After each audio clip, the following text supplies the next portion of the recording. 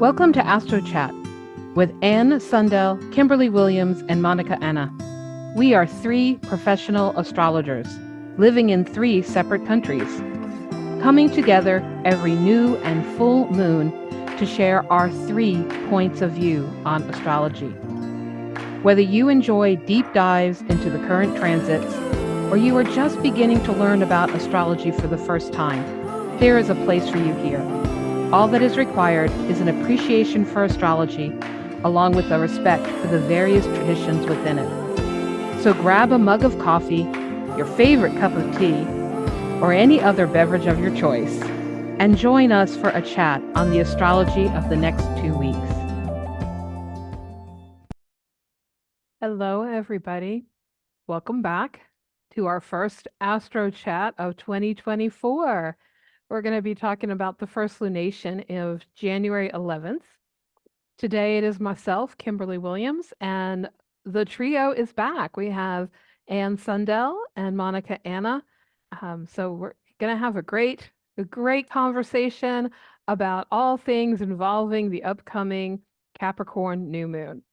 But before we dive in, if you haven't already done so, just a quick reminder to give us a thumbs up if you like this episode. And if you're watching us on YouTube, click the bell so you get notified the next time we are back.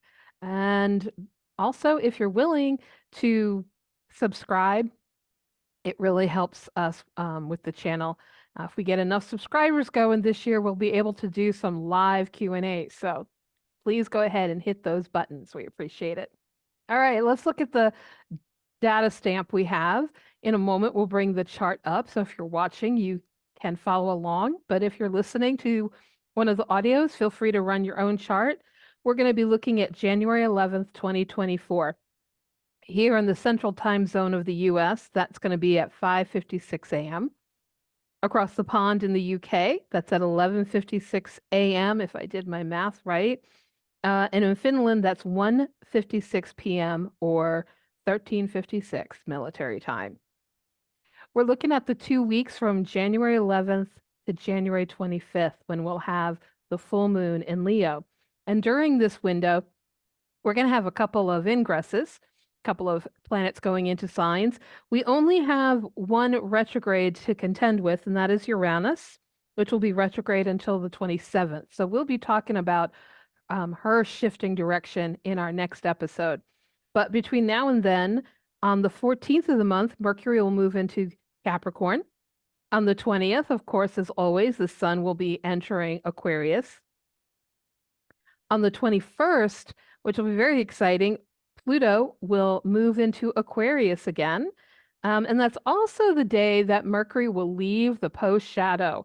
So if you've been struggling with the Mercury retrograde and the shadows that we've had since November 25th, you can breathe a sigh of relief that she will be on her way.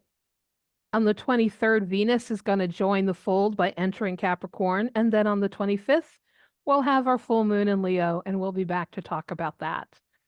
That's kind of the overview. We're going to dive into some of this and unpack it. But first, Anne is going to lead us with conversation about the Sabian symbol.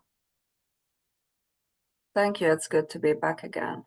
Nice to be all of us together. And yeah, the Sabian symbol for 21 Capricorn is a relay race. So we are talking about a competition between, no longer between individuals, but more between groups, and maybe finding your own place in this competition and what do you want to accomplish and how can you bring your individuality into this, and who's your group, what's your group, where you want to be. I think this Sabian symbol connects also with the other ingresses we're going to have this coming 2 weeks. So I think it's a good one for this moon. Yeah. I like that Sabian symbol, I have to say, because relay is such a specific sport, isn't it? It's not about who is the first or who can run fastest or who can, who can do best. It's more of a teamwork, and you have, you know, depending on the group, you have multiple players in that team, and you play to their strength. Not everyone is best at ending race. Not everyone is best at starting race. Not everyone is the consistent one in the middle. So you're actually playing to your own strengths and where in that process you have to be. It's not about you crossing that finish line necessarily, but you might be the one in the middle, you know, kind of trying to catch up with the time or with other people, or you might be the one starting something but then passing it over to someone else to finish that. And I think this is really interesting, given that we have Nodal Axis in Aries and Libra. You know, what is it that I am good at, me, myself, and I, you know, very Aries? What is it that I want to do? And what is it that actually, as a relationship with others, I can bring the best? I really like this this symbol for this new moon, I have to say. Yeah, same here. One of the things that stood out for me is this idea with a relay. Often we're carrying the baton and passing that baton to the next person in the relay. It got me thinking, what is the race that I want to be in? What is the baton that I am passing on? What is it that I pass to the next person? And because all of this is in the energy of Capricorn, it kind of makes me think a lot about lineage. What is my place in my ancestral heritage or my spiritual heritage? Like, where do I want to be in the world? I mean, it's obviously early January. It's traditionally a time of goal setting. So where do I want to be in the world? What are the goals I have? What do I want to be doing? What is my place in that? And what am I passing on as I do this? It's not just about what am I doing for myself, kind of echoing what Monika was saying there about the nodes in Aries. Not just what am I doing for me, but what am I doing for the group, for the collective? What am I passing on for the next person to take forward and work with? So yeah, it's kind of very interesting Sabian symbol to be starting the year off with. I like it. I love that, Kimberly. Given actually that Capricorn is the sign of tradition as well, and generation, I love the vision of picking up that baton from one generation. What did they achieve before me? What am I putting out and fighting for, and what am I leaving for? I love that. That's really good. That's really good. And that leads us to New Moon in Capricorn so very well. So we're going to be celebrating New Moon in Capricorn, which is about tradition. It's about generation. It's about structure. It's about mastery of something. And traditionally, it's also a very good time from astrological point of view to set New Year's resolution. And I probably say that every year. I am a fan of resolutions, and don't get me wrong, I appreciate that everyone has a specific way of learning, specific way of being, specific way of, you know, acting, and not the same rule doesn't fit all. So it's not like, you know, you have to write down all your New Year's resolution in your notebook because that's what works for you. It doesn't. But I do believe that we need to find our own way to work with Capricorn, and at the beginning of the year, start planning and plotting and setting the goals. One thing that Capricorn, I think, teaches us, and this new moon especially, is that if you don't have a goal, how do you know if you achieved something? You know, like, you don't have to set the goal, or set the dream, or make plans. That's, you know, that's not essential. It's not like I'm suddenly forcing everyone who listens to go and set your goals. I you know, wholeheartedly recommend that, but I'm not going to sit and say, have you done your homework? Have you done what I told you to do?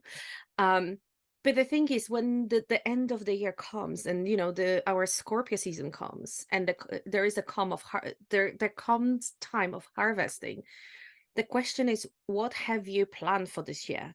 And it starts with Capricorn. Then you can plant your seed in the spring, and then you can harvest them in autumn. But it starts with planning in Capricorn. You know, it's whether or not you're a gardener, and you know that the good gardener, before the seed goes into the ground, the good gardener actually plans the time of putting the seeds, which seeds going where, which soil, which time of the year, and so on. it starts with the Capricorn.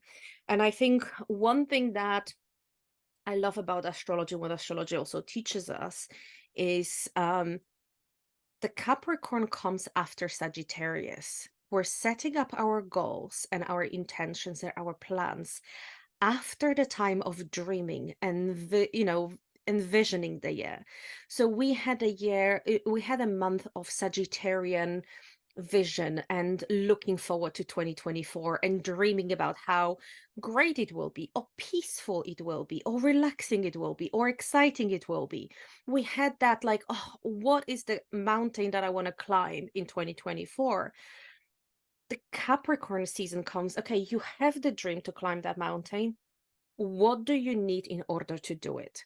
And I think the step when we skip the Capricorn energy, when we skip the Capricorn archetype, we're losing that step of planning. So we still see the vision, but we don't know how to achieve that. We don't know how to get. And later on, as we work with archetype, we've kind of lost the structure that can make that year much easier. Again, I think everyone knows that by now that I do like my Saturn and my Capricorns. But I do think that, the vision and the planning go hand in hand. And whether you're listening to psychology or to, coaches out there, they always say you need the vision to manifest something, but you also need to take inspired action. You need to take action. You need to plan. You need to set your goals, and you need to measure against them. Not to see if you're a success or a failure, but to see whether you're going in the right direction and whether or not you still want to go in that direction. And going back to my metaphor, I'll shut up in a second, but going back to the metaphor of the mountain, if I see this mountain in a future, like on my horizon, and I want to get there, and then I use the Capricorn to plan my route, to get my hiking boots, to put my map and see where I'm going. It's not enough to just do that. Every now and then I have to go back to my map and see, am I still in the right direction? Because maybe I took the wrong turn. Maybe I'm not going towards that mountain. And maybe that's my decision. Maybe I go, do you know what? It's too much. Something else came up. And instead of going to that mountain, I'm going to go to that lake that is nearby and cool off my feet. And that's fine. That's my decision. But you need that check-in point throughout the year, which is, again, our new moons and our full moons throughout the year, to make sure, am I going in that direction? Am I still, enjoying that? Am I still putting my passion into that? Am I still benefiting from that? Am I still communicating that? So yeah, that's me about Capricorn and New Moon. And I could talk for another 3 hours, but I promise that this episode will be a bit short. Yeah, I agree. I think it's important to have a goal. I think it's important to have a direction and set a direction. Even it doesn't mean I like pressure, like you have to get to that direction. But as you go into the mountain, when you get a bit closer, the mountain might also look different. Or you might see that now I have to readjust things. And maybe the vision I had of how it's going to be to go there, the road is not going to be like I thought it would be. There will be obstacles. There will be times when I really have to see, is this what I want to do? Is this still my plan? But still, you have a plan, you have a goal, you have an intention, and then you look what life brings. Yeah. I think too, it's important to remember this is a new moon in Capricorn. And new moons are times when we are planting the seeds of the energy of that sign. So before we make a list of our goals and we come up with our KPIs and we get all in our head and ready to run forward out the gate, I think this is a good time to stop and consider. This is a new moon. This is both the sun shining our light and the moon reflecting how we feel. What do I want to be responsible for? What are the responsibilities I have taken on and am carrying forward from last year? Do I still want them? Which ones do I need to shed? What is it that I'm feeling that can be my goal? Like, we have to have that overarching goal before we can start breaking it down and chunking it out into those milestone steps. And since the two of you have been talking about camping and hiking and mountaineering. I'm going to stick with that analogy. Often for me, I tend to do a lot of camping in the winter because it's Texas and I don't like to camp when it's 107 degrees Fahrenheit. So it's more of a winter spring thing. So this is the time of year when I will pull all of the camping things out. I mean, I may have my goals of where I want to go this year, but I need to pull out what I have and do an assessment. Do I have the resources that I need? And to me, resources is a very Capricornian word. Do I have the resources I need to do what I'm about to do? Are there things I need to shake loose? If that tent has too many holes, it's not going to be repaired. Let's get rid of it and get a new one. Or can I get so once we've identified what we want to be responsible for and what our overarching goal is this year, I think it's important in our discussion, and you were using the word a lot about being realistic from many things in this chart. And that to me really stood out, that I think it's sort of that, okay, first I need to have the big goal. I need to see the mountain that I want to climb. Then I need to step back from that and get realistic about how am I going to climb it? What do I need? What are the resources? What is the training? What do I need to develop? And give ourselves the time, very Capricornian as well, the time and the opportunity and the training and all that we need so that we're able to set out on that trek instead of just saying, this is where I want to go. Here's the map. Here's the route. I'm taking off. And then 10 miles in, we've got so many blisters we have to stop. So that's kind of where I'm sitting with this energy at the moment. There's one thing that actually you just remind me as well. The word realistic actually connected for me with the word commitment. And I think this is the key for Capricorn and actually for us setting up our goals.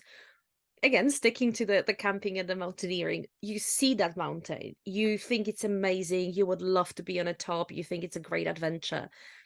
First of all, are you realistic about it? And second, can you commit to it? So if you want to climb, I don't know, Kilimanjaro in Africa, do you physically, like realistically, have time to do that? Are you on the same continent? Are you on different? Can you travel to the continent that mountain is? Can you take time away from your family or from your work commitments? And another thing, can you commit to that goal? What do I need to achieve that? I need to be fit. I need to be able to maybe exercise, twice a week or twice a day in the gym to get the fitness level to have that, that hike up the mountain. I might have to commit, to saving some money for this adventure because it's not going to be cheap. So again, I think Capricorn helps us see the reality of that dream. It's not that the dream might not be achievable, but if I like, partying every weekend and spending my money on, I don't know, nice shoes, nice bags, and, going out with my friends because socializing is very important to me, do I have that money to put towards, the trip that might cost me a few £1,000s or a few $1,000s? Again, there is no judgment there. It's just what is important to you. Saturn meets the reality. What is your reality here and now? And if you want to achieve that goal, can you commit to meet the requisite, to meet the expectations to achieve that goal? And I think this is very often, again, missed step when we set up our goals for the year. I'm setting up the goal, that, I don't know, I want to lose weight, I want to, run a marathon. And then actually I haven't applied for a marathon and applications go out, on the 31st of December. So already I'm out of that goal because I haven't applied, by the end of the year, so I can't take part in that marathon. Or I want to run the marathon, but I'm going to go through surgery in the next 2 or 3 months, and I won't be able to exercise and I won't be able to meet that requirements. So I think this is what the Capricorn is bringing that. And I think this is why Saturn is getting such a bad rap, because it brings our beautiful, airy, Sagittarian vision into the grounded reality and says to us, do you have that earth under your feet to get and achieve what you want? Not in a bad way. I've saw Saturn really supporting that dreams, but I think this is where that commitment to the goal is a key thing. It's a key requisite. Yeah.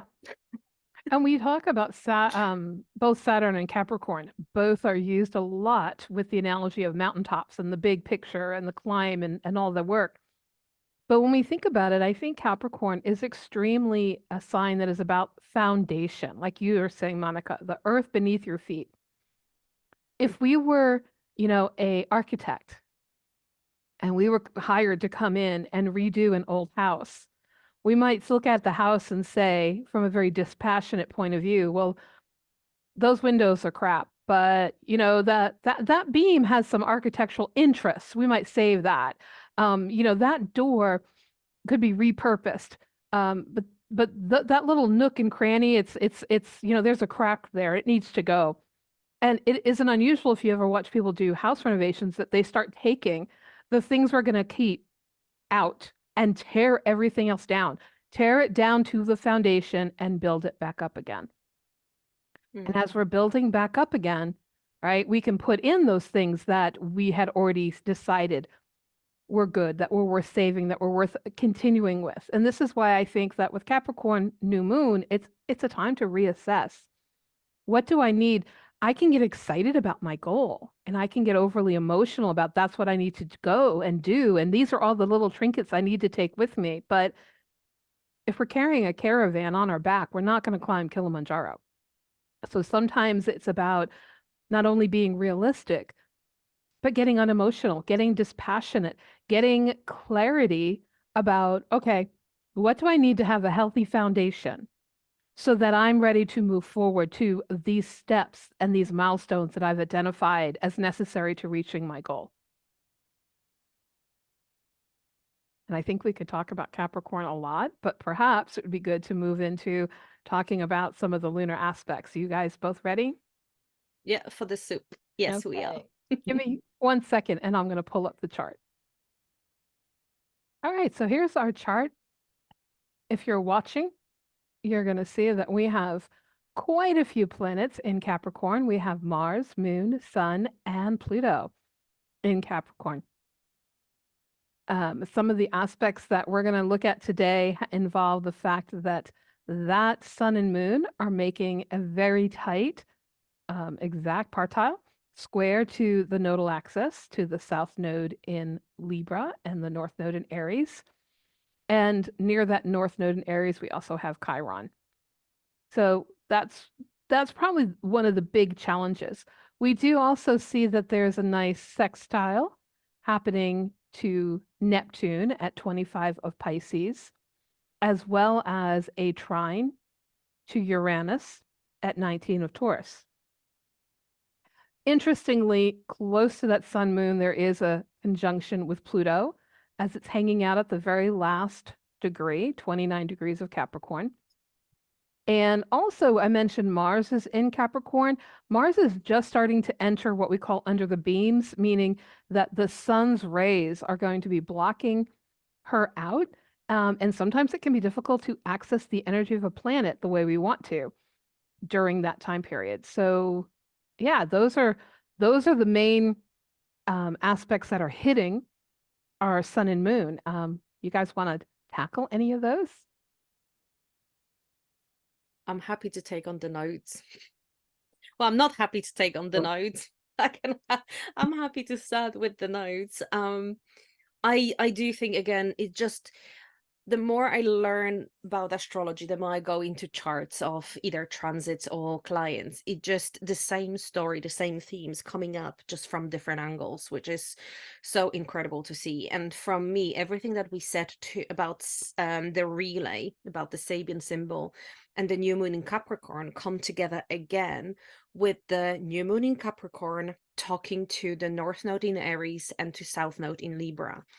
So the idea of what is my plan for this year, what is my reality, what is my current reality, what is my current foundation, what do I want to build on that foundation?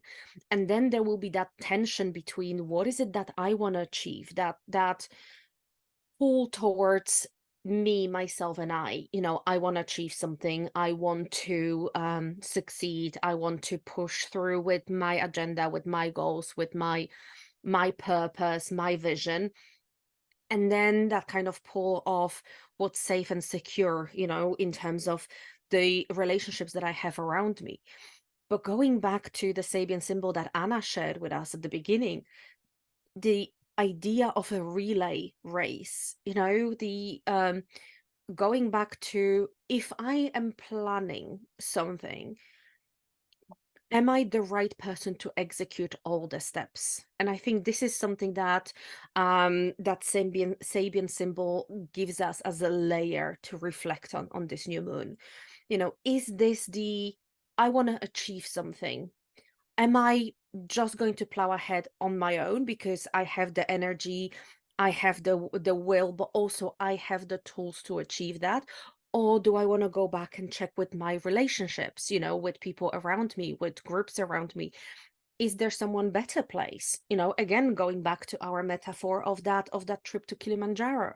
Hey, maybe I need, I'm brilliant at committing to the gym, so I will be at the gym, exercising, making sure that my body is fit, and I don't need PT, I don't need any training because I'm really good at committing and getting my body fit for this journey.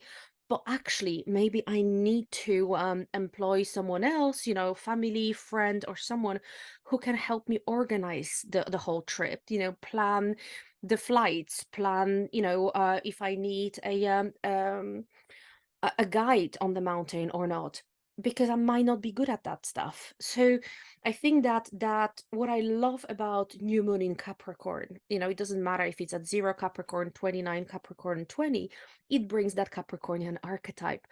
But the Sabian symbol for each specific degree gives us a slightly different tone, slightly different spice into that Capricornian archetypal soup. And I really like the relay race at the beginning of the year on that 20-degree new moon. I think it works very well.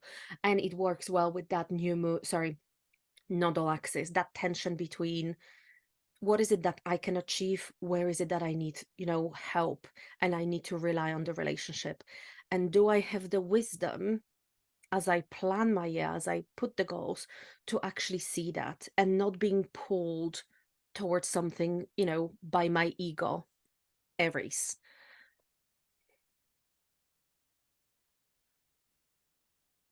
Talking about ego, we have the sun also squaring the nodes.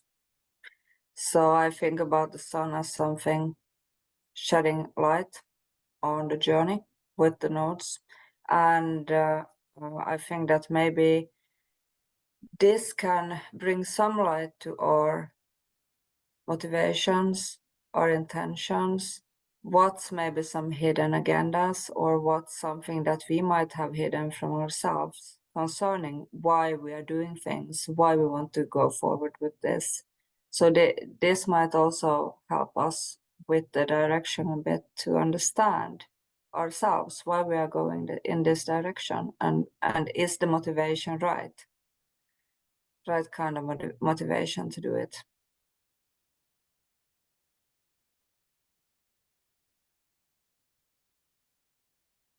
Sorry, I had myself muted there. I'm trying to hide my coughing fits.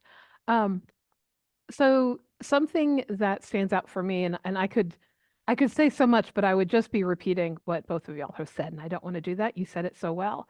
But I'd add to that, the planet that is the ruler of Capricorn is obviously Saturn. Saturn is still hanging out in its transit. It's early days of its transit in Pisces, which for me means everything that happens with a everything that happens with a Capricornian theme while Saturn is going through Pisces involves a bit of let's stop and let's remember the vision. Let's think about the motivation behind things. Let's look at what is it that inspires me to take on this task, to take on these responsibilities, to climb this mountain. Why do I want to climb this mountain? Why am I in this relay race? What is my special baton? Pisces wants us to swim in the ocean and feel the bigger energy, the picture. And because Saturn in this particular chart, when this new moon is happening, you may notice that it's making a sextile to that Mars in Capricorn, and it also makes a sextile to Jupiter in Taurus. So basically Mars and Jupiter are in trine. There's this energy, and yet Mars under the beams, it's hard to get things going. And so I kind of get the sense that this is sort of instead of a hurry up and go, it's more of a pause, wait, reflect. Why? Ask yourself those big Jupiterian questions. Why do I want to climb this mountain? Not just what do I need to do it, but what is the purpose? What is my role? What is my place in the lineage, in the hierarchy, in the whole scheme of things? The other thing is, because we've got a T-square with the nodes, the sign that's missing here, it doesn't have representation, is Cancer. So this says to me that, it might be important. It's like a 3-legged table is not as sturdy as a 4-legged table. So this might be an opportunity for us to embrace some of that Cancerian energy. And especially I'm thinking we might want to be looking at, is some of this, I need to go Aries North Node, I need to make it about others, Libra South Node, I have responsibilities, New Moon in Capricorn. Is this of my own making, or is some of this what I have inherited? Is this family pattern and conditioning? And if so, how can I let that go? And maybe on the other side, what do I need to be nurturing about myself so that I can embrace and participate in this lovely relay?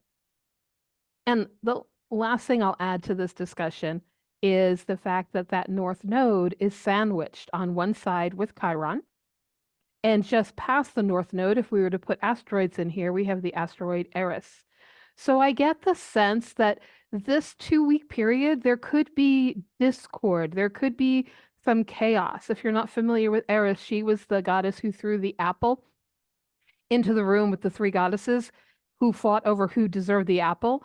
That led to the Trojan War. Like, it's that idea of sometimes there is strife, there is discord, but that is, I think, a way to open us up, to wake us up to the healing we need to do so we can move forward, so we can embrace North Node Aries energy. I know it's a lot, but those are some of the things that I've been swimming with as I've been looking at this chart. I like the whole stop and reflect. And the I'm going to bring another thing to this soup, is that Uranus is, as you mentioned, is creating that beautiful trine, but Uranus is still in a retrograde motion. So again, is this planet of the insight, but that insight might not be necessarily instantly recognizable. So it might be something that you go and then a few days later you go, oh my God, like something that happened 3 days ago suddenly clicks with you.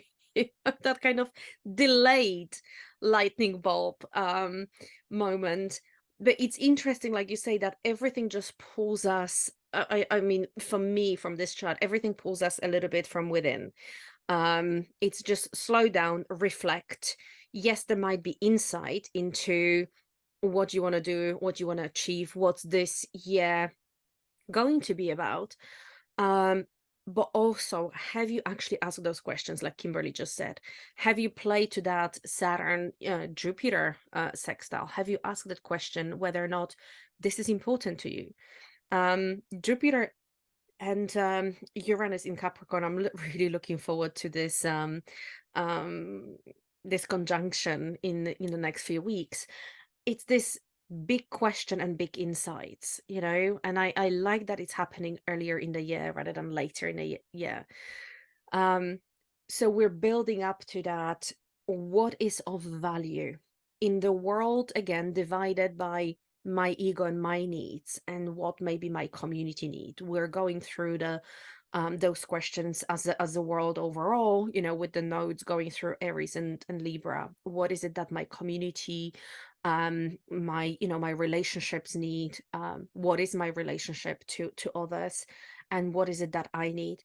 So in that kind of general theme, the question is around value and stability and worth, and what is it important? What do I hold dear in my own heart? The questions around Taurian stability and security and worth on so many levels will be really impactful and insightful.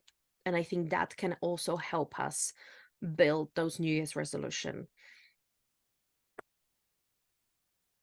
Well, this is not really an action chart. We have 8 planets in feminine signs, and we have a lot of Earth. So it might also be important time to also think about how you are feeling about things that you wanna set intention for, and also physically take care of your health and your physical being. We have a lot of Earth. Yeah.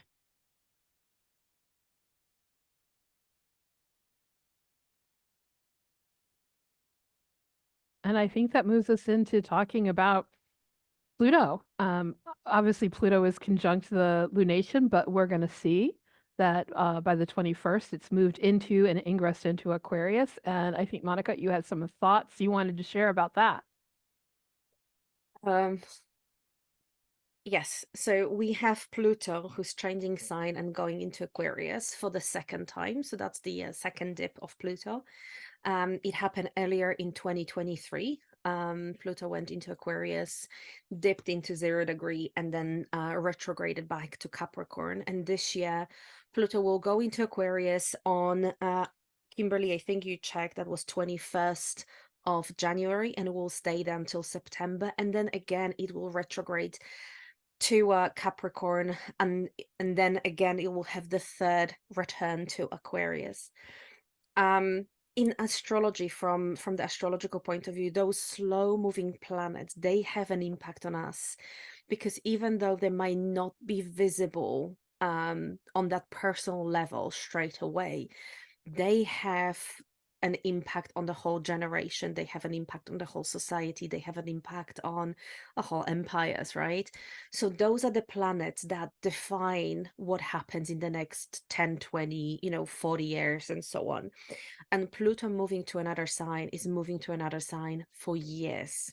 So it's not going to be an ingress when it will go through the sign in few weeks, or even in few months, or even like Jupiter in a year. It will stay in Aquarius for a while.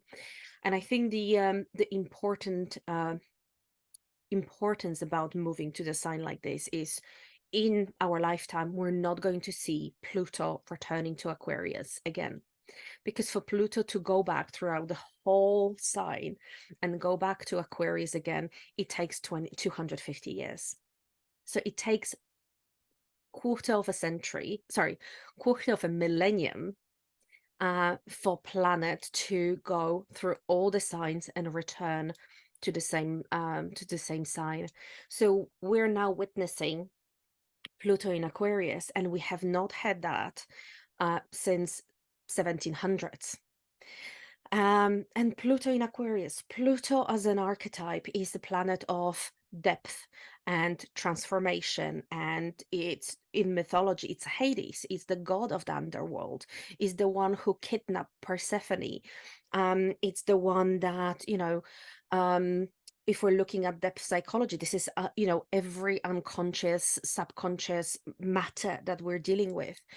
In Aquarius, we now have an archetype of an airy, revolutionary, and eccentric, and someone who thinks way ahead of its time, or his time, or her time. And we combine those two together to create an extremely, from my point of view, volatile mixture. So we have an underworld that's bubbling with that power, feeding into a revolutionary thought. The last time Pluto was in Aquarius, we had significant revolutions, and in the Western world, we had a French Revolution. We also have, obviously, the American Revolution that ultimately created America as we know today. So we are coming into a time where we can revolutionize something, and whether it is through an actual uprising of people, whether it's through you know, new technology, new thought, that's very Aquarian, whether it's through new waves and new vibration. There is something that we can't see quite yet, but like the volcano is bubbling underneath already, and we will see a significant change. To the point when generation after us, talking about the relay generation after us, I think we'll be referring to this period of time over the next few years as the period that change an epoch, a change the face of the earth. And I know I'm kind of bringing a really big words, and you know, maybe I need to get some Saturn, get grounded, and get, you know, with reality. But when we define historical moments, the American Revolution, the French Revolution, those are history defining moments. And I think we're going into those as well. So in 50 years or 100 years, people will be reading about history and this time of 2020, 2023, and so on, when Pluto was moving to Aquarius, and saying there was something that changed society. There was a moment that create a significant transformational change, and past that moment society was not as it was before. And again, no one sees that you know what, on the 5th of January society is like that, but on the 6th is completely different. We don't tend to see that moment when we're in it. And obviously those moments are arbitrary, right? The historians will say that's the moment someone was elected a king, or someone, you know, I don't know, shot someone else, and that's the moment that we define as that moment in history. But that wave is already there, and I think we can see in media and in our culture that there is a different rise of power, that the power shift is happening in society. And it's going to shift from those who already hold the power, very Capricornian, traditional, thinking about power, to the power being held by revolutionary, by eccentrics, by people who thinking differently and who own a thought, who own a data. And I'll stop here. I sometimes see Pluto a bit like a cleaning lady. It goes into a sign and takes away the things that we don't need anymore, the things that are not, they're not useful. And Pluto is quite good with showing us what, I mean, old structures that are not working, like with the revolutions, with the society, to be able to see what is not good for us anymore. We need something else. And Pluto is a lot, of course, also about power, and who has got the power to do what, and how do you use that power. Is it in a good way, or is it manipulation? Or many times you see both with Pluto, but somehow like stripping away the things that we can't build on anymore, so we can have new. Yeah. I think Pluto also really in the process of doing that stripping away. Pluto forces us to face our fears. Ultimately, if we're going to become empowered, which I think is what Pluto is trying to do, it's trying to help us find personal empowerment. To do that, we have to reclaim our power. And what has normally been the reason that most humans give their power away or take it away from others has to do with a response to fear. And so I want to say that I think the last 2 degrees of Pluto in any sign tends to be the hardest, emotionally speaking. It's not to say there aren't emotional hardships along the journey, but for many of us, the last 2 to 2.5 years, as Pluto's been transiting through 28 and 29 degrees of Capricorn, has been really difficult. What I want, what I think I need, what I desire has been pulled away. It's been stripped. We're stripped bare. We're stripped down to our essence. And we're being given, as we enter 0 degrees of Aquarius, we're being given, what do you need to become empowered and to thrive? So I'm very hopeful that at least initially, as we enter that 0 degrees of Aquarius energy, and especially since it is Aquarius, not just some other sign, that there will be a momentary pause, a momentary feeling, a sense of hope, of looking forward, of maybe not feeling such a heaviness that we had at 28 and 29 Capricorn. Now we're 0 Aquarius. This is a great time to really get excited about where do you want to be headed? Where do you see your world heading? Who are the collectives? Who are the groups? Where is your tribe? Who do you want to connect with? And use this time kind of as a springboard to launch us into forming those allies, doing that networking, getting ourselves positioned, because at some point down the road, and yes, this is not a fast moving planet, so we're looking at down the road, could be a decade away, but at some point down the road, as Pluto moves through Aquarius, we're going to have to face some of our fears. But at least with the sign of Aquarius, we don't have to necessarily do it alone. We get to do it in community if we use this opportunity to really find who our community is and tap onto it.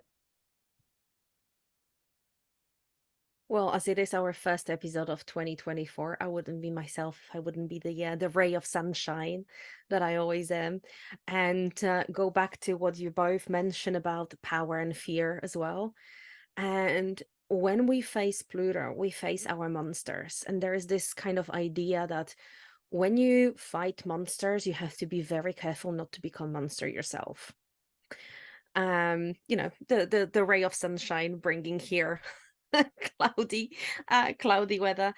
But that idea, again, going back to revolutions, right? When revolution usually comes from that impulse of groups and societies and culture where we have something that is unbearable. We have that power over us, whatever power that is, that we consider you know, quite unbearable. We consider a monster, and we fight that monster to, again, especially in Aquarius, to bring freedom of thought, freedom of movement, freedom of equality. You know, the tagline, so to speak, for French Revolution, it's very Aquarian.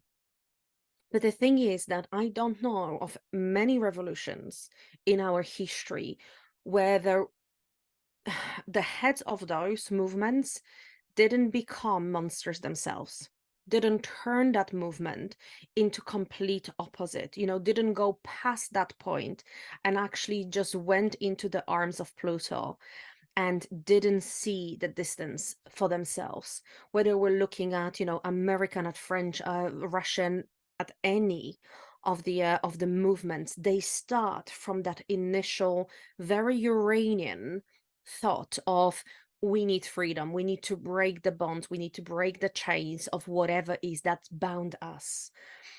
And then, you know, again with that Pluto and Aquarius, and then we fight that monster. But to do that, we're becoming monster ourselves.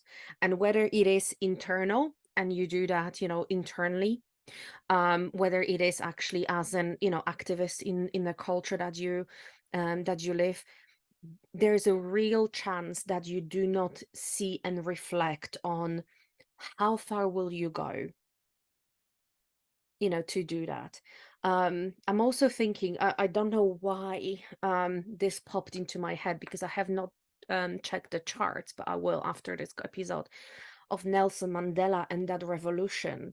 He literally went into underworld. He went to prison. So instead of being very out there and facing the revolution out there, he actually withdrew into the underworld, so to speak. So it's a different take on revolution as well.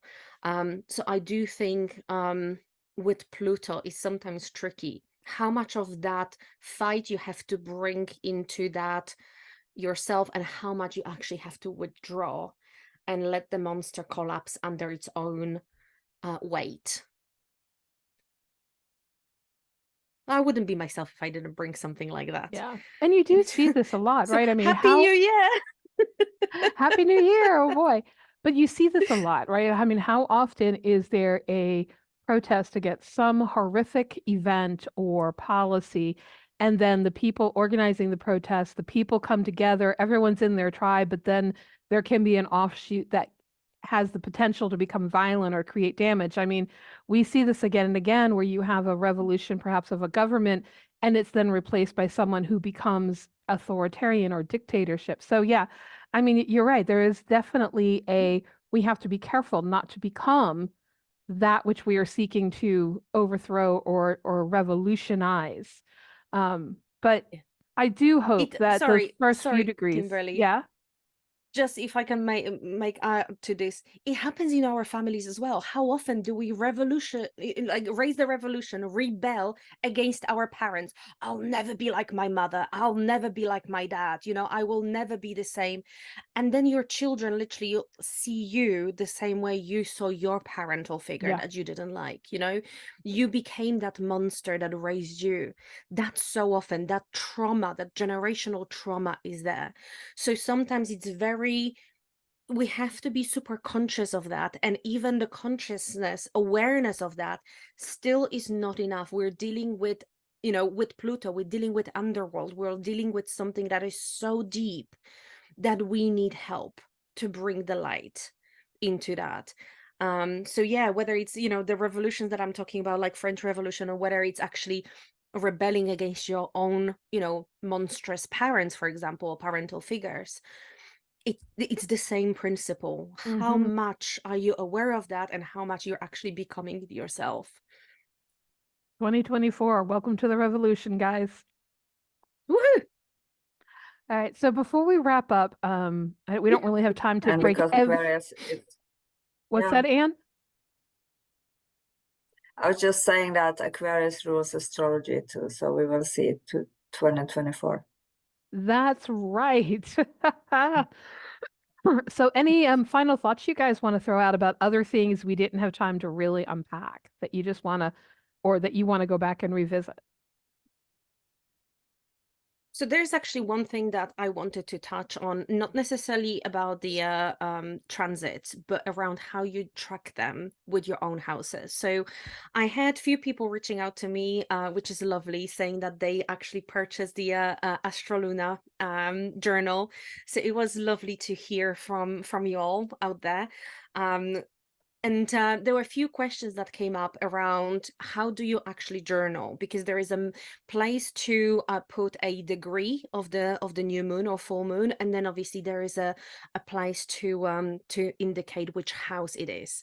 And I just wanted to say that we say about that here as well, like have a look at the moon and then have a look where does it fall into your house. So there are two independent things. One is the transit that you're looking at, and I just wanted to clarify that here. One is the transit. So when we're talking about the new moon or full moon, we will talk at a very specific degree. As you can see on a chart on the YouTube channel here, or if you're listening to us, the new moon in Capricorn on the 11th of January will be at 20 degrees of Capricorn. And that's for everyone around the globe. 20 degrees, moon and the sun meets in that place together, creating the new moon. The future full moon will actually be in Leo at 5 degrees, again, for everyone. But if you want to see how that relates to your own chart, pull your natal chart, put your own birth chart, and have a look on the map of your natal chart where that 20 degrees in Capricorn is falling. And when you see your own natal chart, you can see that from left going anti-clockwise, you will see those little pie, charts, 1 to 3, all the way to 12. Have a look where it falls. If you use a house system that is equal, it's very easy to do that. If you use a house systems like we do, the Porphyry or Placidus or any other, the houses might be slightly bigger, slightly smaller, but just find where is the 20 degrees of Capricorn, which is the new moon that you're looking at, and then look at the number there. So if it's in your 6th house, that's the house that, will reflect specifically to you. 3 of us will be looking at the new moon, and for 3 of us, this new moon falls in completely different house. So we will find it in our own chart. We'll look at where that degree is, and in which piece of pie, so to speak, is appearing in that natal map. So hopefully that helps clarify things as well as we talk about the new moons and full moons for you. So everything that we say is for everyone, but the house placement will give you a specific flavor for your own life, because it will show you where that energy that we're talking about shows in your own life. Yeah. And to clarify, something you were mentioning there, the three of us would have it probably fall somewhat differently because we use different house systems. Anne uses Placidus, right? I use whole sign, and Monica does porphyry. So that might be a great topic for like a special episode at some point in the coming year. So if that's something you want to hear more about, maybe mention that in the comments below. I wanted to touch on, and I won't go into too much detail, but I just want to touch on the fact that Mercury at 27 degrees of Sagittarius is making a square to Neptune at 25 of Pisces. But that's not all. If we add in asteroids, it's actually a grand cross because we have Ceres very close to Mercury hanging out in Sagittarius. We have Juno hanging out in Virgo. We have Vesta in the later degrees of Gemini. And so together it is all this tension, this energy. And I think that when you've got Mercury squaring Neptune, it is very difficult to sometimes have clarity. I think one of y'all mentioned earlier in our episode that something may happen and you may not have clarity till later about what that was about. So some of the energy, some of the goal setting, some of the questions, like maybe we don't have the answer immediately. The mind might find it difficult because Neptune tends to confuse, to dissolve away, to help us let go of barriers so we can see more clearly that unconscious intuitive truth. But if we add all these asteroids in, it says to me that there's something else here, which is perhaps what is my motivation behind everything that we've been discussing? What do I need to nurture, Ceres? What is it that I am actually committed to, Juno? What do I want to be spiritually committed to, Vesta? What is it that spirit or intuition or higher self is telling me, Neptune? And all of those pulling us in different directions. In other words, they're not necessarily aligned or on the same page just yet. It is going to be up to us to embrace our own inner Mercury, who was a god that was a psychopomp, could go from the underworld to our world to Mount Olympus and everywhere in between. So I think there's going to be a little bit of soul searching that we have to do about the motivation to things may not be what I thought they were. In other words, a lot of the societal conditioning, the family conditioning might really still be at play, even though we thought we worked through those layers. And we might need to clear some of that out so we can have that vision of what is the mountain that I want to climb in 2024.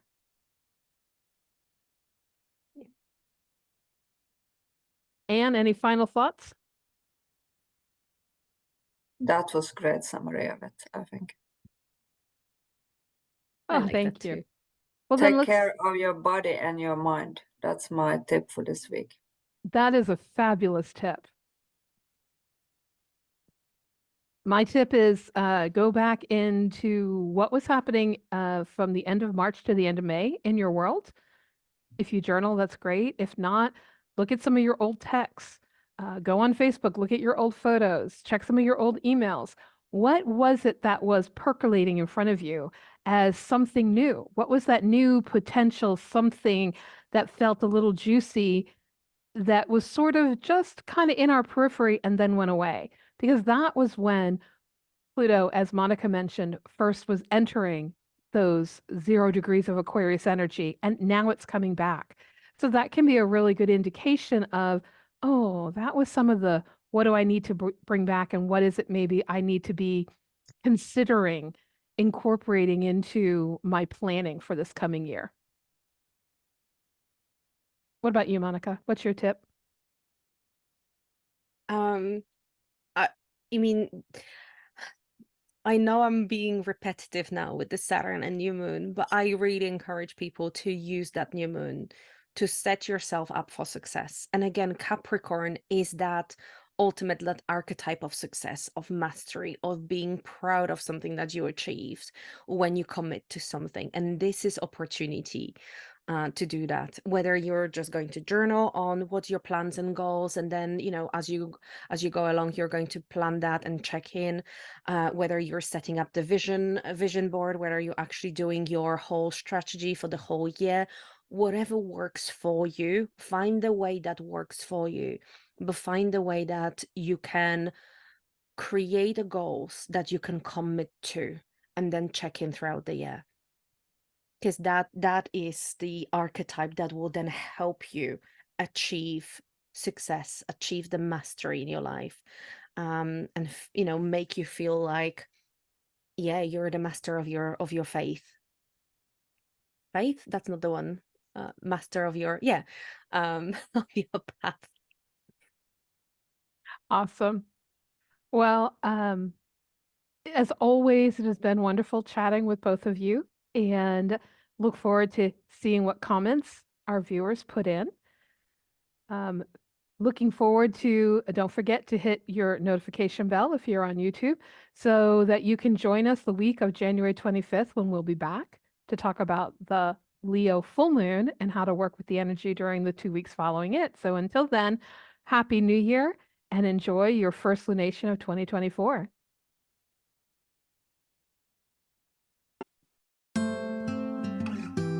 Thank you for joining us in this week's AstroChat. We hope that you enjoyed the discussion and would love to hear about anything that resonated with you. Keep the conversation going by posting shareable content on our Instagram, Facebook, or YouTube pages. You can also email us at astrochatpodcast@gmail.com.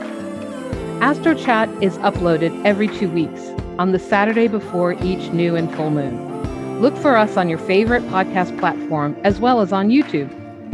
You can support AstroChat and receive exclusive content by donating on our Patreon page. We look forward to chatting with you all again at the next lunation of the moon.